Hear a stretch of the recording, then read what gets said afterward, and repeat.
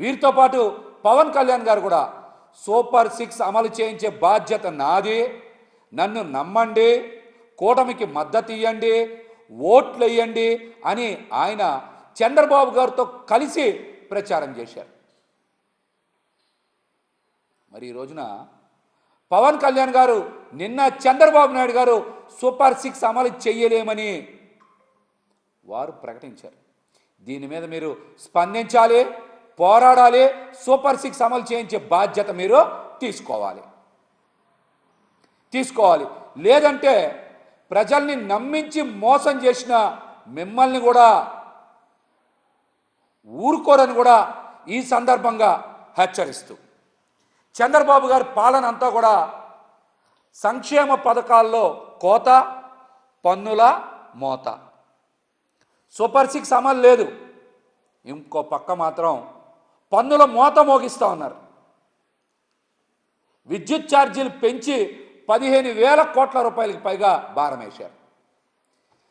రాష్ట్రంలో ఇప్పటికే వ్యాపారాలు లేక ఇబ్బందులు పడుతూ ఉంటే ప్రజల మీద మరొక పిడుగు రేపు ఫిబ్రవరి 1న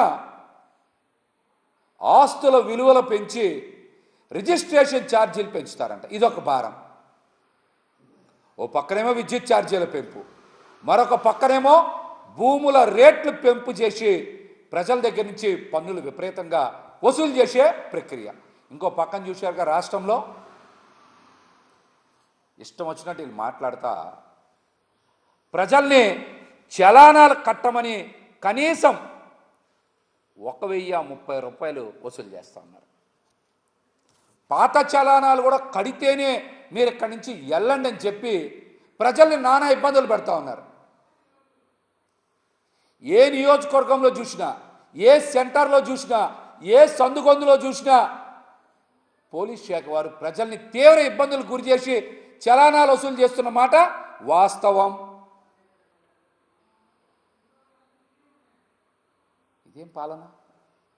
ఇదేం పాలన? సంపద సృష్టించడం అంటే ప్రజల మీద విద్యుత్ ఛార్జీలు పెంచడం, భూమి రేట్లు పెంచి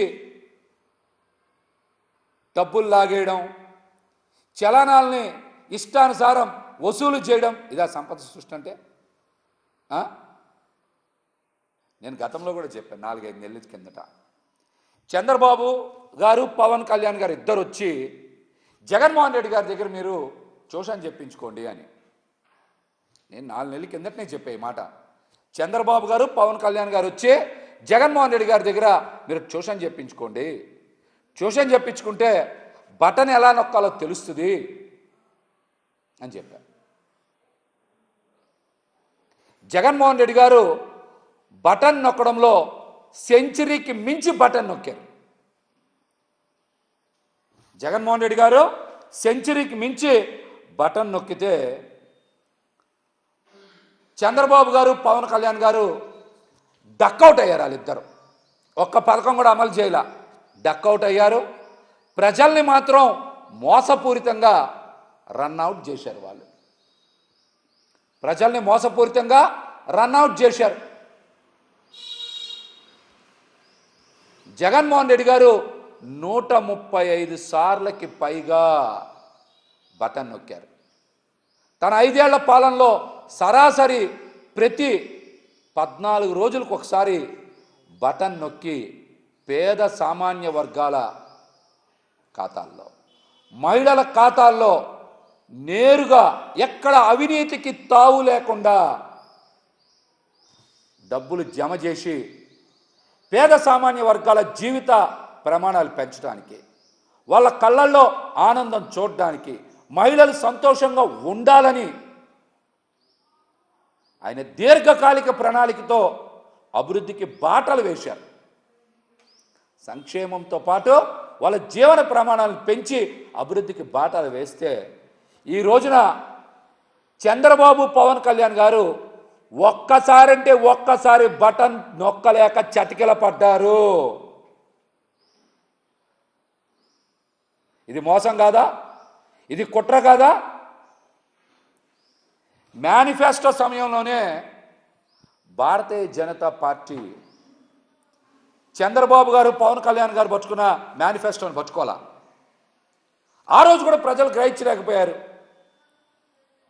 ఈ మేనిఫెస్టో అమలుకు సాధ్యం కాదని అదే అంశాన్ని జగన్మోహన్ రెడ్డి గారు కూడా చెప్పారు. ఇది మాయ మేనిఫెస్టో అని. ప్రజలు కన్ఫ్యూజ్ అయ్యారు.